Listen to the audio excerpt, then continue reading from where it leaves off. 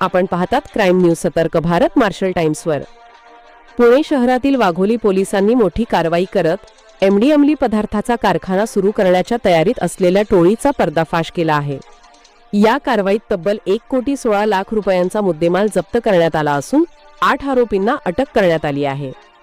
16 April 2026 रोजी थेऊर रोडकेसनंद परिसरात पोलिसांनी सापळा रचून अनीस सय्यद आणि हरी उफाडे या दोघांना ताब्यात घेतले। त्यांच्याजवळून एमडी म्हणजेच मॅफेड्रॉन हा अंमली पदार्थ जप्त करण्यात आला।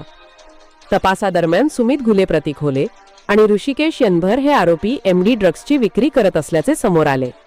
पोलीस तपासात धक्कादायक माहिती उघड झाली। मुख्य सूत्रधार सुमित घुले हा त्याच्या साथीदारांसह पुणे ग्रामीण भागात एमडी ड्रग्सचे मोठे जाळे उभे करत होता। लोणीकंद, शिक्रापूर, रांजणगाव, शिरूर आणि कारेगाव परिसरात ड्रग्सची तस्करी सुरू होती।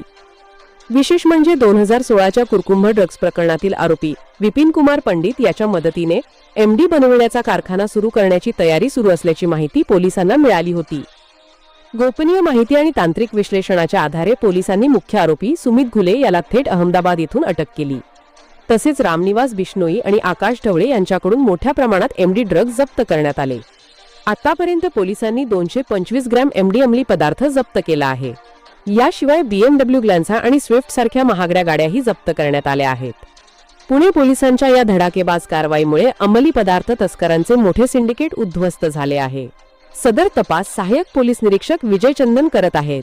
क्राईम न्यूज अपडेट पाहण्यासाठी पाहत रहा सतर्क भारत मार्शल टाइम्स पुणे।